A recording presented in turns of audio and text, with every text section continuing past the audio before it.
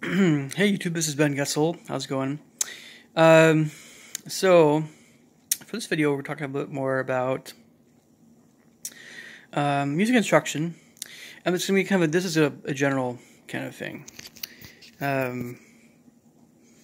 general kind of thing. I know I'm probably gonna say some things I've mentioned before. It's inevitable, but anyway, here goes. We're going to go through piano, French horn, composition, all the things that I've taught, and all kind of collective experiences that I've had with parents and students, and some things that might help other music teachers regarding, and this is just, again, such a general thing, so it might go on for a bit. This is going to be a longer video. But I'm going to go through a whole bunch of things that have worked better for me, in general. Whether it's methods or just, and a lot of this stuff is going to be more oriented around my own personality, so my own way of teaching. I dislike the word method sometimes because the word method implies some kind of weird combination of books used and how you teach. And it would be better to differentiate those things, at least for beginners, because your method really has more to do with how you teach rather than what books you use in general. But sometimes with more advanced lessons, especially pre-professional level music instruction, you're going to be you want to probably have more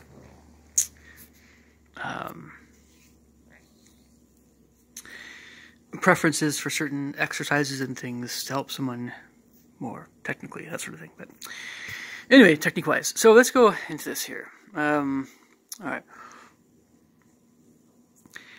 So I've taught piano lessons to people now from virtually every single religion, most of the common religions, at least in Western Washington, at least. But yeah, I mean, like, you name it, like, you know,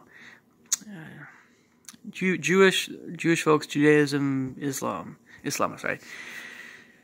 All the different Christian religions, Buddhism, and many others as well. Hindu. And also, it goes without saying, I've taught virtually every single ethnic background, or race, if you want to use that word. I don't know. It's a bit controversial word still. I probably haven't taught so many folks that are American Indian or Polynesian, though, but certainly most everyone else of major groups. So definitely Asian, also Indian, certainly European, African as well. Hispanic, you know, just a whole Filipino. I mean, anyway. So that's been the case with piano. With horn, it's a little bit narrower range of folks, of course, because I just haven't had as many French horn students, and really only a handful of composition students. Very few. But so, and I've been teaching for about 11 years or more, I mean, quite a while. So yes, but at this point I know what I'm doing. So this is such a kind of a broad thing, and I'm going to touch on a lot of things maybe I haven't talked about so much in earlier videos. So how do you work with a parent who has a crazy schedule, is always rescheduling lessons? How do you work with someone who's very controlling about how they want lessons to be in their home, regardless of how much that is an agreement with how you teach? Do you teach lessons in someone's home? And if not, you know, that's fine. But you know, and then, you know, what about just the people that are a bit more flaky, or they're scattered? You know, they have a lot of things going on, or they're the sensitive parents, right? Or maybe a little bit of the domineering dad. Well, look, there's all these different kinds of parents out there. And with piano lessons, at least, most of the time we're talking about soccer moms. And maybe it's a little bit of a disparaging term that we used when I was in music sales. But by soccer moms, we're talking about moms that try to get their kids involved with a lot of different activities, and including piano lessons, right? That's just one of those things. It's a very American middle-class mom thing, which, you know, my own mom might fall into that category as well when I was younger. You know, soccer moms. You drive your kids to soccer, you drive your kids to, you know, all this stuff, right? That's how a lot of moms are. So, if you're talking about soccer moms, you know, again, I don't really like using that term. We'll just say moms that are very involved with their kids, which your kids, they want their kids to be involved with a lot of things. And it's a little bit different when we're talking about tiger moms, but I don't really want to get into that too much because, again, that's also, and especially just, even if some Asians are okay with that term, I think that term is even more disparaging. My own opinion, and I don't know. But the thing is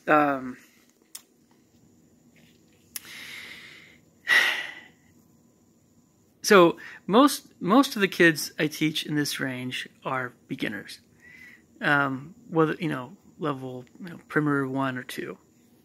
And with with soccer moms, with soccer moms, a lot of teachers will relax a bit more if they're okay with teaching students in their own homes.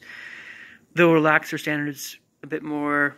They'll allow students to make a bit more mistakes before they're done with the piece. They're getting the general gist of the concept of this piece, and it's in actually pretty good shape, so we're going to move on. So the danger of teaching a student that is in a soccer mom environment at home, you teach them more like a tiger mom, or like a student that's really, you know, families, you know, it's more of a classical or academic, you know, or it's more of a old school European hardcore kind of, you know, more strict, right? More professional level. Call it professional. Maybe it's not the right word there, but if you're just tougher on those kids, the risk is, of course, you'll lose the kid, you'll lose the parents. They'll be upset with you. Now, maybe if you're that kind of teacher, I certainly always want more advanced students. I think a lot of teachers want more advanced students. But we also want students that are very serious, and we also want students that are very pleasant. And then there's other things too, imaginative and that sort of thing. Some like myself, I want imaginative students, not just very, sometimes more skilled students or older students or whatever. But you know, like, if you if you think that these little 6, 7, 8, 9-year-olds that are having fun and getting a well-rounded education and things, and hopefully, and they're just goofing off, and they come into piano lessons, and you expect them to act like a music major, a music performance major.